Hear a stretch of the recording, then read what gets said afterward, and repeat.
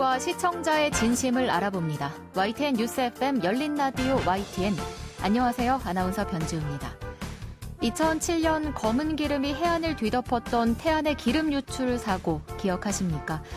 그곳이 다시 푸르고 생명력 넘칠 수 있도록 태안의 기적을 만들어낸 건 바다를 지키려는 212만 명의 간절한 손길이 있었기 때문이었죠. 그런데 소중한 바다의 안전이 다시 한번 위협받고 있습니다. 일본에서 최근 후쿠시마 원전 오염수 해양 방류 초일길에 들어간 건데요. 어떻게 해야 바다의 건강과 생명을 지켜낼 수 있을지 오늘 원전 오염수 해양 방류 이슈에 대해 함께 살펴보기로 하고요. 10월 10일 토요일 첫 순서로 한 주간 이슈가 된 뉴스의 팩트체크 준비하고 있습니다. 지금 바로 만나보시죠.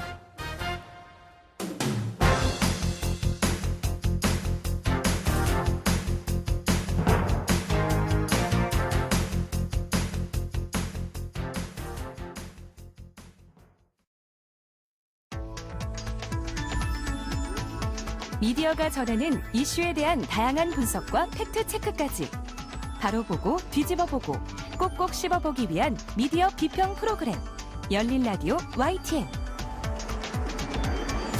지난 한 주간 있었던 뉴스들 가운데 사실 확인이 필요한 뉴스를 팩트체크해보는 시간입니다. 팩트체크 전문 미디어 뉴스톱의 송영훈 팩트체커와 전화 연결돼 있습니다. 기자님 안녕하세요.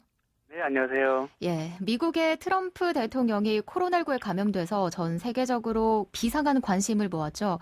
그런데 트럼프 대통령이 완치도 되기 전에 소셜미디어에 올린 내용이 논란이 됐다고요? 네, 트위터에 올린 내용인데요. 예. 코로나19가 독감보다 덜 치명적이다. 이런 내용을 올려서 논란이 됐습니다. 네. 정확한 내용은 이런데요. 독감 시즌이 다가온다. 매년 수많은 사람들, 때로는 10만 명 이상의 백신이 있음에도 불구하고 죽는다. 우리는 국가를 봉쇄해야 하나? 아니다. 우리는 독감과 함께 사는 법을 배웠다. 우리가 코로나19로부터 배우고 있는 것과 마찬가지다. 코로나19는 대부분의 사람들에게 독감보다 훨씬 덜 치명적이다. 이렇게 썼습니다. 네, 사실 코로나19 확산 초기에 독감과 비교한 팩트체크가 있었던 것 같은데요. 네, 당시에도 개들독감과 비교하는 팩트체크 기사가 국내는 물론 미국을 비롯해서 세계 여러 나라에서 나온 바가 있습니다. 네. 그래서 최근 코로나19 데이터랑 다시 비교를 해봤는데요. 우선 미국의 질병통제예방센터 CDC의 계절독감 관련 정보를 보면 계절독감으로 2010년 이후 매년 900만에서 4,500만 건의 질병이 발생하고요. 14만에서 81만 건의 입원, 그리고 12,000에서 6만 1,000건의 사망이 발생한다고 추정하고 있습니다. 네. 이처럼 CDC의 계절독감 관련 정보를 아무리 찾아봐도 독감으로 인한 사망자가 10만 명이 넘는다 이런 얘기는 없습니다. 보통 사람들이 많다 적다 할 때 기준이 정확치 않으면 좀 애매하게 판단할 수 있긴 한데요. 네. 어쨌건 미국에서 계절독감으로 인한 사망자가 적다고 볼 수는 없는 수치지만 그렇다고 매년 10만 명 이상이 계절독감으로 사망하는 것은 확인할 수가 없습니다. 그래서 절반의 진실로 좀 볼 수 있을 것 같습니다. 그러면 코로나19가 독감보다 훨씬 덜 치명적이다 이런 말을 한 트럼프 대통령의 말이 맞는 건가요?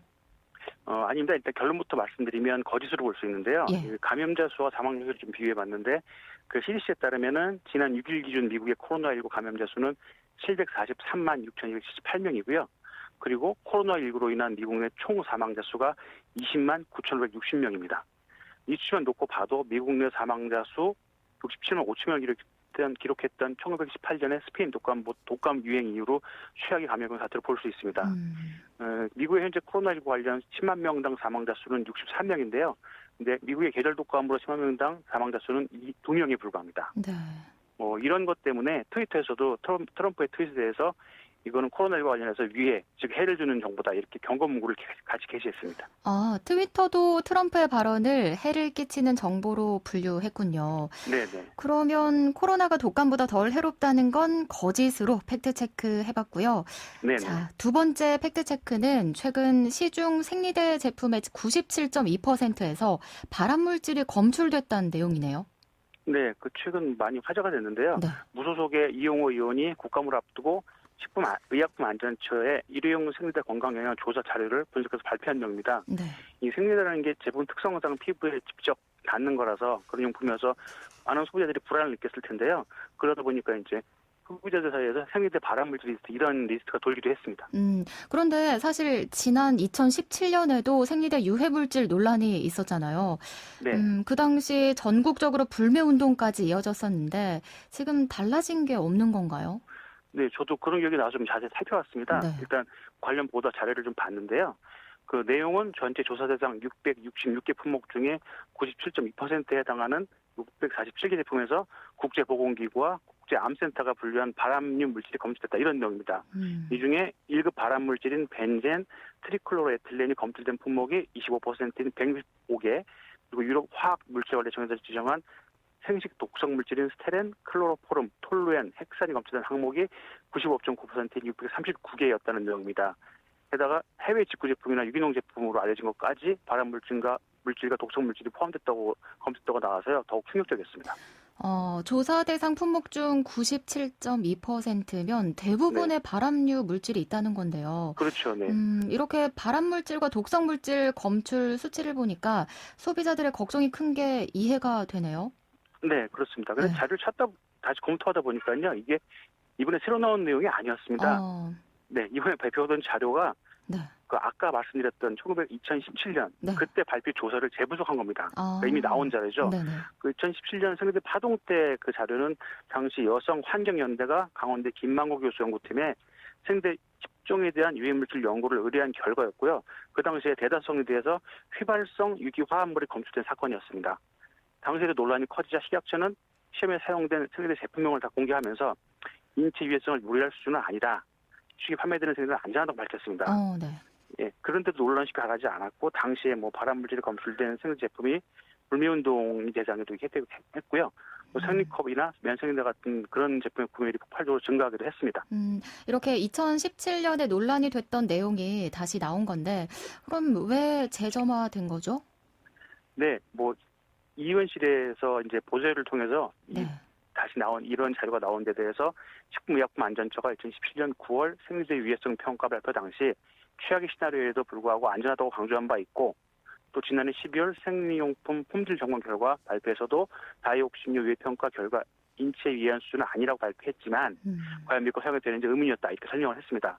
즉 식약처에 보다 자세하고 지속적인 대책이 필요하다는 주장입니다. 네, 그 이용호 의원의 설명처럼 소비자들도 예민하게 반응했었는데 지금 식약처에선 생리용품의 인체 유해성에 대해서 어떤 입장을 밝히고 있나요?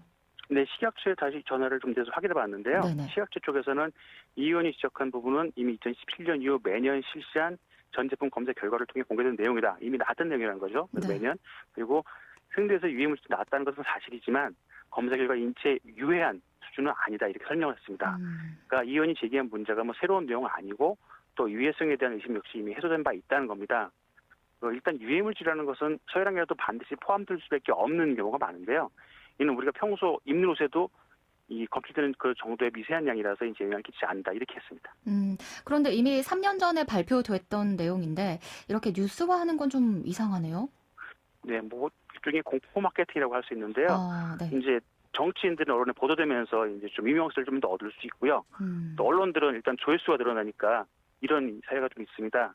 이용호 의원실에서 자료를 발표한 뒤 많은 언론들이 전치유통 생리대 97%에서 발암류 물질 검출, 안전성 우려 이런 제목 기사를 막 내보냈는데요. 네. 이 구글의 포털에 이용호 생리대 키워드로 검색을 해보면 장마치 3,560개 기사가 나왔습니다. 와, 꽤 많네요. 네, 근데 네. 보도된 내용을 보면은 전부 다 이 자료가 2017년 나온 자료에 기반했다 이런 내용은 없습니다. 그러니까 국민들은 당연히 새로운 조사인 줄로 이해를 할 거고 그렇죠. 그러면 생리대 발암 물질이 지금 이렇게 심각하구나 이렇게 볼 수밖에 없는 거죠. 근데 또 그 자료 내용에도 발암 물질에서 모두 기준 지휘했다 이렇게 나오고 있긴 합니다. 그렇군요. 뉴스들이 일종의 공포심을 이용해서 클릭 수를 늘리려고 3년 전에 발표한 내용인데도 대대적으로 보도했다 이런 말씀이군요. 네네, 그렇게 정리할 수 있고요. 한번 다시 정리를 해드리면 네네. 이용호 의원이 제기한 생리대 발암물질 문제는 이미 2017년에 논란이 됐던 생리대 파동과 같은 내용이고요. 네. 그리고 97.2%의 생리대에서 유해물질 검출된 것은 사실이지만 그 소량이어서 인체에 유해할 정도는 아니고요. 그리고 식약처는 매년 유통되고 있는 생리대에 대한 성분 조사를 시행하고 있고 그 결과 역시 매년 공개하고 있습니다. 네. 자, 다음 팩트체크는요. 프랑스어보다 한국어를 배우는 인구가 더 많다는 내용인데 네, 네. 좀 의외인데요. 마침 어제가 한글날이어서 아마 이 소식을 궁금해하실 분들이 많으실 것 같습니다. 네, 네. 요즘 뭐 속된 말로 국뽕이라고 하죠. 네. 저희 한국을 이렇게 자랑스러워하는 분들이 좀 전보다 많아진 것 같은데요. 또 마침 요즘 방탄소년단, 요즘 BTS도 많이 불리죠. 네, 네. 이분들이 최근곡 다이너마이트로 미국 빌보드 메인 싱글 차트 핫백에서 1위를 차지하면서 한류를 또 지속되는 이런 추세입니다. 이렇게 K-팝을 필두로 한 신한류의 영향으로 세계 곳곳에서 한국어를 배우는 이들이 증가하고 있다. 네. 이렇게 얘기가 되고 있고요. 하는 보도가 있었고요. 실제로 2019년 한국 능력 시험이 있는데요. 토픽이라는 이 지원자 수가 37만 명인데 이 수치가 6년 만에 2배 이상 늘어난 수치라고 합니다. 와, 6년 만에 2배요? 네, 네. 그래서 이와 관련해서 최근 SNS에서 전 세계적으로 프랑스어죠. 배우는 인구보다 한국어를 배우는 인구가 많다는 내용이 큰 사진을 보았는데요. 이 게시물은 1만 5천 회 리트윗됐고요. 7천여 명이 좋아요를 눌렀습니다. 일단 기분은 좋은 소식인데 이게 네. 사실인가요? 좀 네. 따져봐야 되는데요. 네, 네. 네. 일단 언어 사용과 관련해서 기준이 좀 여러 개 있던데 우선 전 세계에서 프랑스어를 사용하는 인구, 그러니까 쉽게 프랑스어로 대화할 수 있는 인구는 약 3억 명이 육박합니다. 프랑스어를 표준어, 공용어, 비공용어 등으로 사용하는 나라는 과거 프랑스가 식민 지배했던 아프리카 지역이 많은데 가봉, 기니, 콩고 민주공화국, 세네갈, 모나코, 니제리아 등 총 29개 나라고요. 예. 근데 이제 한국을 사용하는 나라는 대한민국과 북한 딱 두 군데죠. 그래서 7,730만 명 정도로서 이렇게 공용어로 쓰는 인구로 따지면 프랑스어가 4배 많습니다. 쉽게 말해서 이 프랑스어와 한국어로 쉽게 대화할 수 있는 인구가 4배 차이로 프랑스어 인구가 더 많은 거군요. 네네. 그런데 이게 모국어로, 그러니까 순수 모국어로 한국어와 프랑스어를 사용하는 인구를 따지면 조금 달라집니다. 이건 인구수와 관련이 있는데요. 프랑스어를 모국어로 사용하는 인구는 7,720만 명, 즉 프랑스 인구에 해당합니다. 세계 15위고요. 네. 근데 이제 한국어가 모국어인 곳은 남한과 북한이 있죠. 그래서 합쳐서 7,230만 명, 프랑스보다 한 단계 위인 세계 14위입니다. 참고로 모국어 사용자 수 1위는 약 9억 1,800명의 인구가 사용하는 만다린 중국어고요. 네. 2위는 4억 8천만 명이 사용하는 스페인어, 3위가 3억 7,900만 명이 사용하는 영어입니다. 한 단계 우리가 앞서고 있는 건데 네네. 이렇게 순수 모국어로는 그렇지만 네네. 그럼 제2 외국어를 포함하면 어떤가요? 네, 조금 달라지긴 하는데요. 예. 이 공식적으로 프랑스어를 제2외국어로 사용하는 인구는 1억 9,930만 명입니다. 아까보다는 좀 적어지지만 네. 이게 프랑스어를 이제 제2외국어로 사용하는 인구는 전 세계 세 번째고요. 3위고요. 네. 1위가 8억 9,840만 명이 사용하는 영어, 2위는 2억 9,530명이 사용하는 힌디어, 인도 힌디어였는데요. 한국어를 공식적으로 제2외국어로 채택하는 나라는 현재 집계된 바가 없습니다. 없다는 네. 얘기죠. 네. 네. 근데 다만 이 제2외국어를 공식 지정하지는 않았지만 이 교육부가 발표한 2017년 해외 초중등학교 한국어 채택 현황을 여러 외국어 중에 하나로 이제 채택한 현황 보고서에 따르면 네. 총 세계 28개 나라 1,423개 학교에서 한국어반이 개설돼 운영 중입니다. 선택 과목 중에 하나인 거죠. 그리고 네. 또 현재 해외에서 운영 중인 한국어 보급 기관의 수가 약 2천여 개인데요. 이 기관에 등록된 수강생 수는 약 25만 명에 이릅니다. 한번 정리를 해보자면 네. 전 세계적으로 프랑스어를 쓰는 인구는 한국어와 비교해서 4배가 많다는 거죠. 네. 그런데 이 모국어로 한국어를 사용하는 인구는 프랑스어를 사용하는 인구보다 많은 게 사실이고요. 네. 네, 이는 프랑스 인구보다 남북한을 합친 인구가 더 많기 때문이다. 이런 말씀이시죠? 네, 일단 그 정도가 팩트고요. 네. 한 가지 더 추가하자면요. 네. 신한류의 확산은 확실한 거고 많이 보이는 거고요. 그러다 보니까 해외에서 한국어를 배우는 사람들이 늘고 있다. 이건 사실입니다. 실제로 지난 7월에는 인구 13억 8천 명인 세계 인구 2위인 인도가 한국어를 제2외국어로 채택해서 화제를 모으기도 했습니다. 그렇군요. 네. 한국 문화에 관한 관심이 늘면서 한국어의 국제적 위상이 높아지고 있는 건 사실인 것 같습니다. 네, 오늘 말씀 여기까지 듣겠습니다. 고맙습니다. 네, 감사합니다. 네, 지금까지 뉴스톱의 송영훈 팩트체커였습니다. 진실을 전합니다. 진심을 다합니다. 시청자 여러분의 목소리에 귀 기울이는 YTN 뉴스 FM 열린 라디오 YTN 토요일 저녁 8시 20분에 방송됩니다. 한 주간 YTN 라디오에서 방송된 프로그램들을 모니터링하고 평가해보는 시간입니다. 오늘은 박채린 시청자평가원과 전화로 연결돼 있습니다. 안녕하세요. 네, 안녕하세요. 네, 이번 주엔 어떤 프로그램 함께 살펴볼까요? 네, 오늘 살펴볼 프로그램은 매주 평일 12시 10분에 방송되는 안보라 이현웅의 어서옵쇼입니다. 저는 9월 21일부터 2주간 방송을 들었습니다. 어서옵쇼는 예능 프로그램답게 가수, 배우, 코미디언부터 의사, 기자까지 여러 분야의 다양한 게스트가 출연해서 재미를 주고 있는데요. 이처럼 많은 게스트의 출연이 프로그램에 정말 도움이 되고 있는지, 설득력 있는 섭외를 한 것인지를 살펴보려 합니다. 네, 예능 프로그램 안보라 이현욱의 어서옵쇼 들어보셨군요. 어떤 점부터 먼저 살펴볼까요? 네, 먼저 매주 월요일 방송되는 조용구와 아이들이라는 코너가 있습니다. 네. 여러 가수들이 출연을 해서 노래를 부르고 트롯 대결도 펼치는데요. 여기서 입담 좋은 연예인인 조용구 씨도 매번 함께 출연해 흥도 띄우고 가수들을 소개하는 역할을 합니다. 네. 그런데 조용구 씨가 담당한 역할은 사실 진행자 두 사람이 해야 할 일인데 왜 조용구 씨가 하는지 조금은 이해가 되질 않았습니다. 물론 조용구 씨가 하는 역할이 분명히 있습니다. 조용구와 아이들이라는 코너명처럼 출연하는 가수들 대부분이 조 씨와 인연이 깊어 보였습니다. 20일에 출연한 가수 양혜승 씨도 조용구 씨와 개인적 친분이 있던 것 같고요. 28일 출연한 가수 송광호 씨도 마찬가지였습니다. 출연자가 조용구 씨의 장단점을 이야기하면서 오랜 인연이 있음을 드러내기도 했고 가까운 사이에서 할 수 있는 호칭으로 서로를 부르면서 조금 편안한 분위기가 만들어지기도 했고요. 그 2주에 걸쳐서 조용구 씨와 친분 있는 게스트들이 이렇게 출연을 했다는 거군요. 네, 그렇습니다. 예. 그런데 여기서 느낀 거는 매번 출연자와 조용구 씨와의 인연이 강조되고 조용구와 아이들로 출연자들을 묶는지에 대한 설명이 없었다는 점입니다. 네, 그렇지는 않겠지만 조용구 씨와 인연이 있는 사람들만 출연하는 건가 하는 의문을 푸는 청취자도 있을 것 같았어요. 네. 조용구 씨가 프로그램에 도움이 되지 않는다기보다는 저 역할을 왜 조용구 씨가 해야 하는지, 조용구 씨와 왜 인연이 있는 듯한 사람만 섭외하는 분위기가 된 건지 설명이 필요할 것 같았습니다. 그렇군요. 좀 이와 비슷한 다른 사례도 혹시 있었나요? 네, 저 사람이 왜 저 역할을 하는 거지 하고 의문을 품게 된 코너가 또 있는데요. 네네. 9월 23일에는 배우 김웅수 씨가 출연을 해서 직장 생활에 대해 이야기해주는 시간이 있었습니다. 최근 편성된 코너로 보였는데요. MC 두 사람이 직장에서 발생할 수 있는 상황을 꽁트로 연기를 하면 이에 대해서 배우 김웅수 씨가 해결책을 제시해주는 코너입니다. 이날은 감정 기복이 심한 상사에 대한 부하 직원의 고민을 다뤘는데요. 네. 김웅수 씨는 자신이 연기를 하면서 겪었던 경험을 알려주면서 여러 해결책을 제시하려 노력을 했습니다. 충분히 할 수 있는 조언이라는 생각이 들긴 했는데요. 하지만 한 가지 의아한 건 왜 배우 김웅수 씨가 직장 생활에 대해 조언을 해주냐 하는 거였어요. 배우 김웅수 씨는 훌륭한 연기자이지만 직장 생활에 조언을 해주는 역할에 왜 섭외가 된 건지는 의문이었습니다.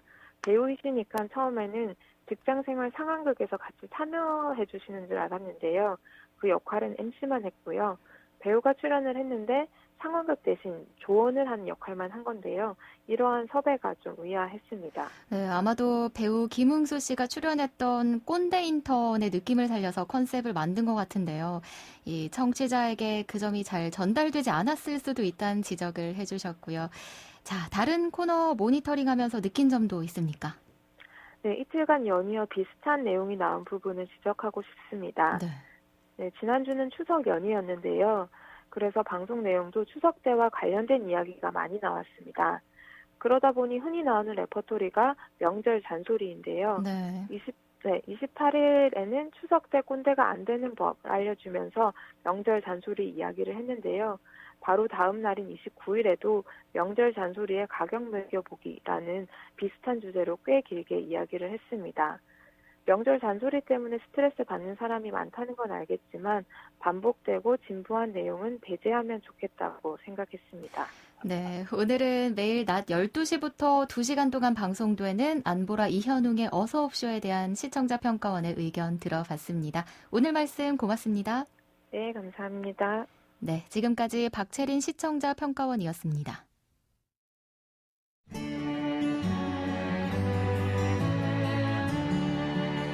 더불어 사는 세상, 함께 살아가기 위한 공동체의 가치와 나눔의 의미를 생각해봅니다. 열린 라디오 YTN 일본 정부가 후쿠시마 원전 방사능 오염수 방류 처분에 속도를 내고 있습니다. 우리와 이웃하고 있다 보니까 원전 오염수 방류의 위험성은 우리나라에도 참 민감하게 다가오는데요.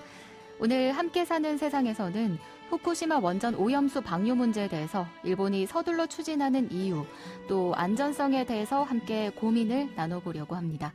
국제환경보호단체 그린피스의 장마리 캠페이너와 전화로 연결돼 있습니다. 안녕하세요. 네, 안녕하세요. 네.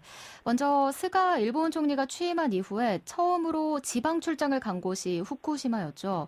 2011년 3월 동일본 대지진 당시 폭발 사고가 났던 이 곳인데 이 후쿠시마 제1원전을 방문해서 직접 폐로 작업 현장까지 보고 왔습니다.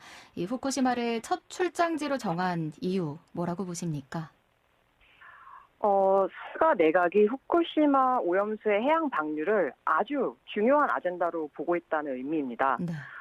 특히 직전에 열린 국제원자력기구 총회가 있었는데요. 9월 21일부터 오스트리아에서 개최가 됐는데 이때도 스가 내각이 특임 장관을 통해서 오염수 해양 방류를 신속히 진행할 거라는 점 강조한 바 같습니다. 그러니까 스가가 첫 번째로 후쿠시마로 출장을 간 것은 이 국내외 동일한 메시지를 알리기 위해 짜여진 일정이었다고 보실 수 있겠습니다.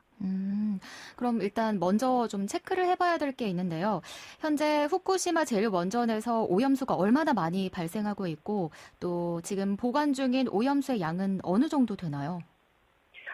올해 8월 기준으로 123만 톤 가량 됩니다. 매일 약 150에서 180톤 정도 증가율을 보이고 있고요. 네네. 아시다시피 이 중에 80%에 달하는 오염수에는 아주 유해하고 특히 환경으로 방출되어서는 절대 안 되는 방사성 물질들이 있습니다. 네. 어떤 물질들이죠?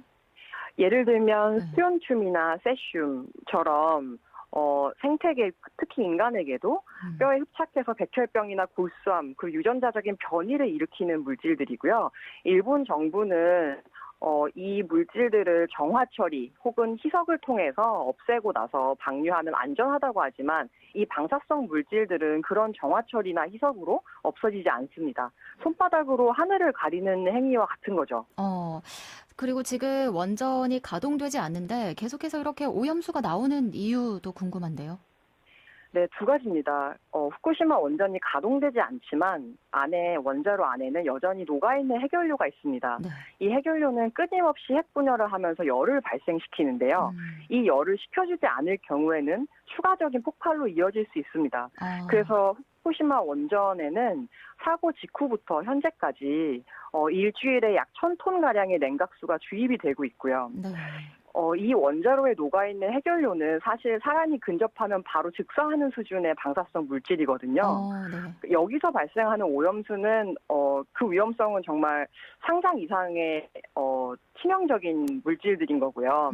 두 번째는 후쿠시마 원전 자체를 비용 절감을 위해서 굉장히 안일한 방식으로 건설하는 데 있습니다.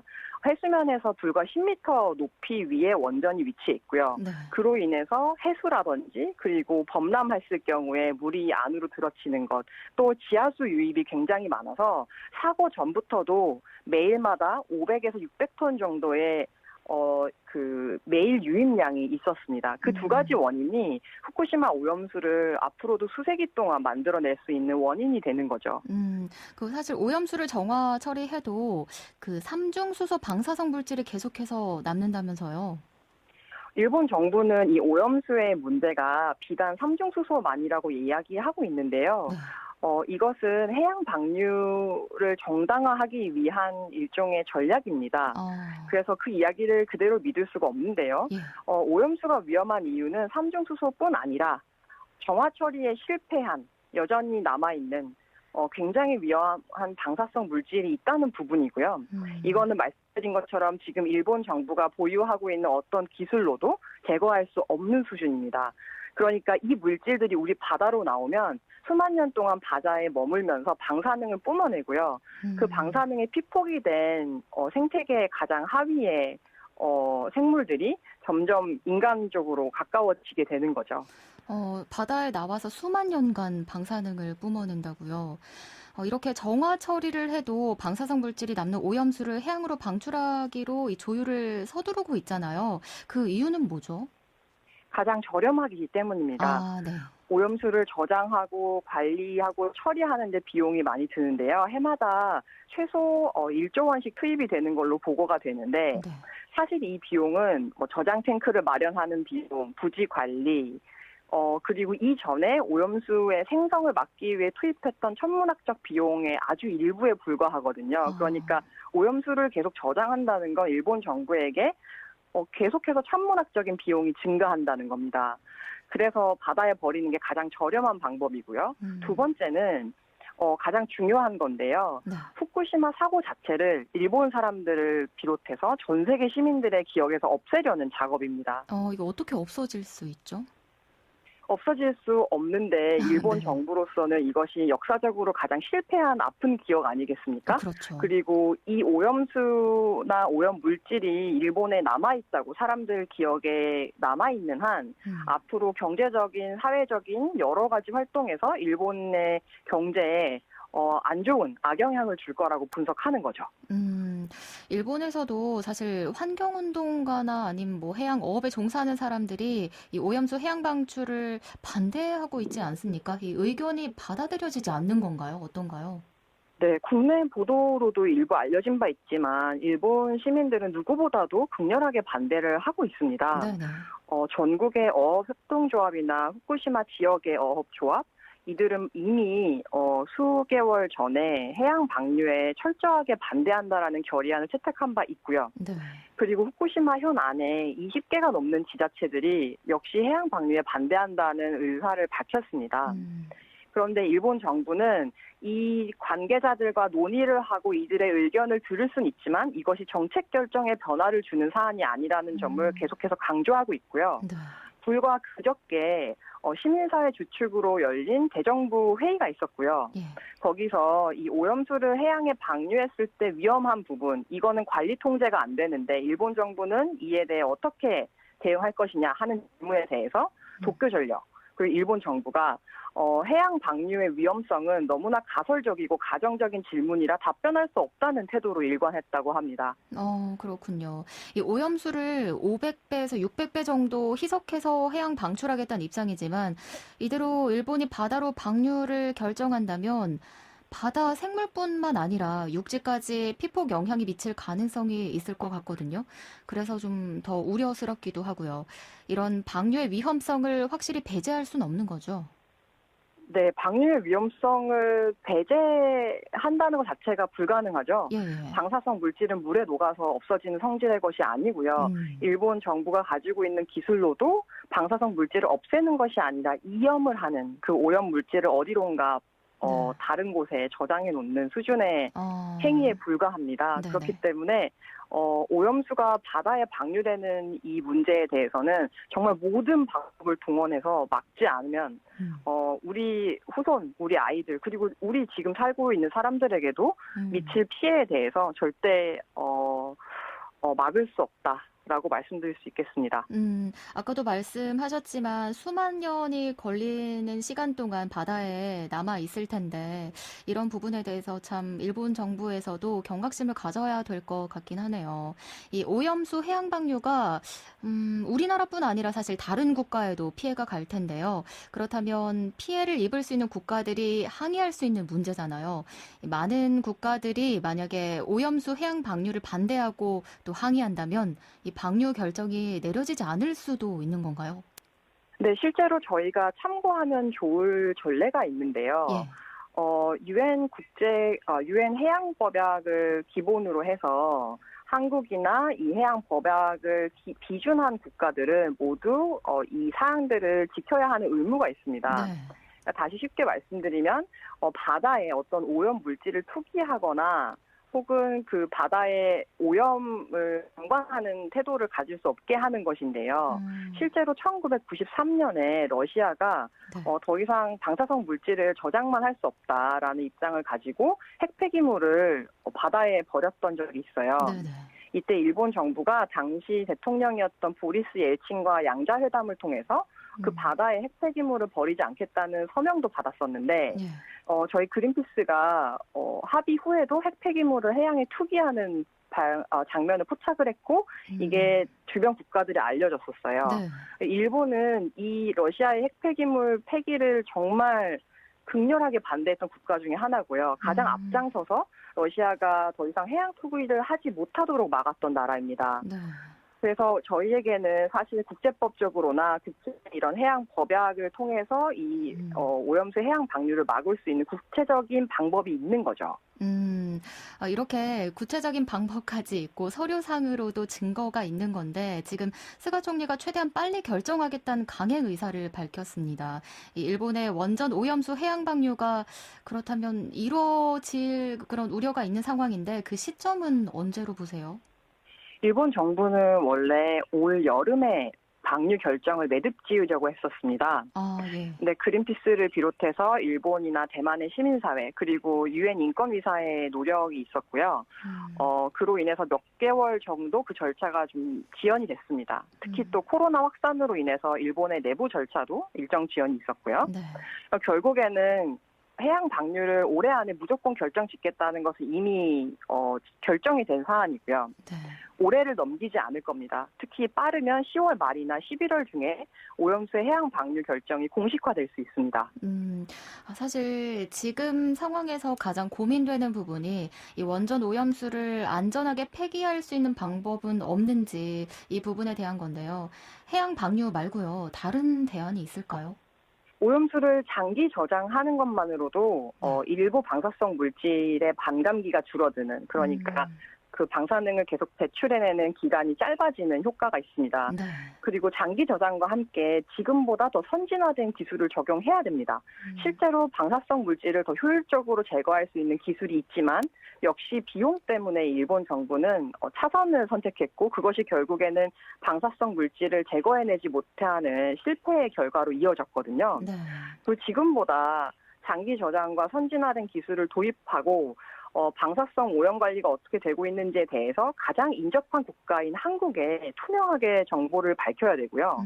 지금 같은 경우에 한국도 시간이 얼마 남지 않았기 때문에 우리가 인접국으로서의 권리를 최대한 발휘하는 국제법적인 조치를 통해서 강한 제재로 일본 정부가 오염수를 해양에 방류할 수 없도록 확실하게 조치를 해야 되는 시점입니다. 네, 일본 정부가 아무쪼록 좀 우리나라뿐 아니라 국제사회 목소리에도 좀 귀를 기울였으면 하는 바람이네요. 네, 오늘 말씀 여기까지 듣겠습니다. 고맙습니다. 네, 감사합니다. 네, 지금까지 국제환경보호단체 그린피스의 장마리 캠페이너였습니다. 열린 라디오 YTN 10월 10일 토요일 순서 이제 마칠 시간입니다. 저희 프로그램은 YTN 라디오 홈페이지와 YTN 라디오 애플리케이션 그리고 유튜브와 팟빵을 통해서도 다시 들으실 수 있습니다.